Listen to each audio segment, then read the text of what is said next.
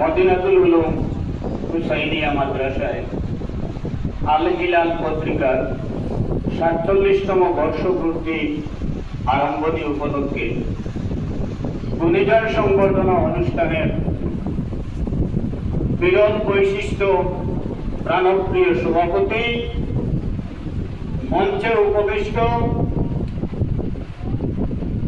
আমারই এলাকার সর্বজন শ্রদ্ধেয়, যিনি শুধু ভারতবর্ষে নয় বহির দেশেও যার সুনাম এবং সুখ্যাতি বিয়পি আছে, সেই আলিমে দ্বীন যাকে আমরা সবসময় শ্রদ্ধা অবনত শিরে যার চরণ তুলা নেই, উনি আর কেউ নন, আজকের সবার সম্মানিত প্রধান অতিথি। মঞ্চে উপবিষ্ট বিশিষ্ট গুণীজনেরা, মঞ্চে বসে শুনলাম সম্মানিত নৃপেন চক্রবর্তী গুণীজন মহাশয়ের বক্তব্য, যেটা আমার হৃদয়ে সত্যিকার অর্থে আমার হৃদয় তুলপাড় করে দিল। এত অমায়িক, এত প্রাঞ্জল ভাষায় উনি যে বক্তব্যটা রেখে উপস্থাপন করেছেন, এর প্রতি যদি আমরা সবাই একটু নজরদারি করি, তাহলে আশা করি আমাদের পরবর্তী প্রজন্ম, একটা সোনালী প্রজন্ম আমরা প্রোডাক্ট দিতে পারবো, একটা সোনালী প্রজন্মকে আমরা গড়ে তুলতে পারবো। ধন্যবাদ নৃপেন চক্রবর্তী মহাশয় আপনার এই সুন্দর বক্তব্যের জন্য।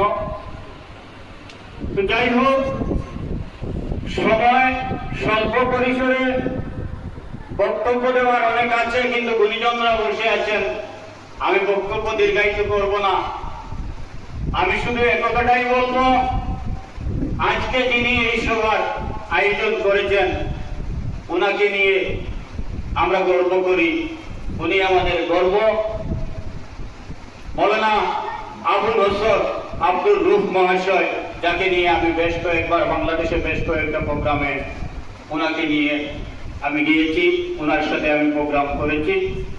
উনি সত্যিকার অর্থে এমন একজন মানুষ, বর্তমান সমাজে শিক্ষিত মানুষের তো অভাব নেই।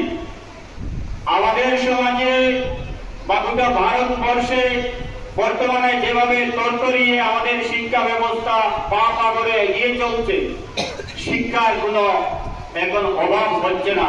আজ থেকে 50 বছর আগের শিক্ষা আর আজকের শিক্ষা দিন রাত ডিফারেন্স হয়ে গেছে। কিন্তু প্রকৃত শিক্ষিত মানুষ যদি আমরা বিচার করি, প্রকৃত গুণীজন যদি আমরা বিচার করি, তাহলে হাজার শিক্ষিতের মধ্যে একজন আমার মৌলানা আবু নসর আব্দুর রুফ, মৌলানা আবু সুফিয়ান, মৌলানা শ্রীযুক্ত নৃপেন চক্রবর্তীর মতো মানুষ পার করা হয়তো কঠিন হবে।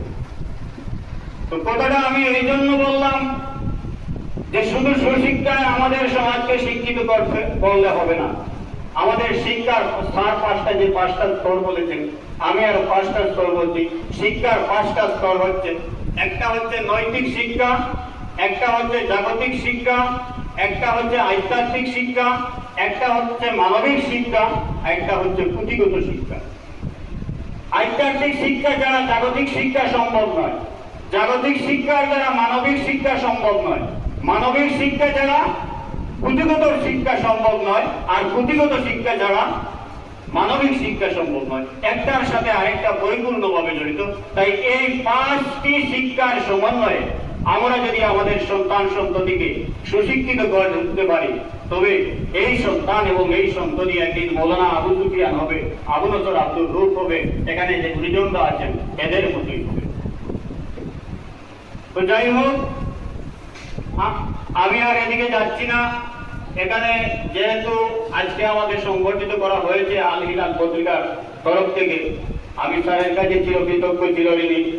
আর আমি সবাইকে অনুরোধ করব, এই আল হিলাল পত্রিকা আজকে ৪৭তম বৎসরে পা দিয়েছে। উনি যে কঠোর পরিশ্রম করে, উনি সবসময় আমার এখানে যান, আমার কাছ থেকে উনি লেখা সংগ্রহ করেন এবং সবসময় ওনার গাছ প্রতিবাদের কথা আমার সাথে উনি শেয়ার করেন। উনি যে কি ধরনের কষ্ট করে আমাদের মাতৃভাষা বাংলা, এই বাংলা ভাষাটাকে জিয়ে রাখার জন্য মাতৃভাষাটাকে পরবর্তী প্রজন্মের কাছে একটা দলিল স্বরূপ রেখে যাওয়ার জন্য উনি যে প্রচেষ্টা চালাচ্ছেন, দিন রাত একাকার করে উনি যে এই পত্রিকাটা জিয়ে রেখেছেন, তার জন্য আমি শুধু ত্রিপুরা ভাষীর তরফ থেকে নয়, সমগ্র আসাম তথা ভারতবাসীর তরফ থেকে আমি ওনার দীর্ঘায়ু কামনা করি এবং ওনার সুস্বাস্থ্য কামনা করছি। ওনার মতো মানুষ আমাদের সমাজে অত্যন্ত প্রয়োজন। এ ধরনের মানুষ চলে গেলে আমরা নিরহায় হয়ে যাব, আমরা নিষ্পেষিত হয়ে যাব।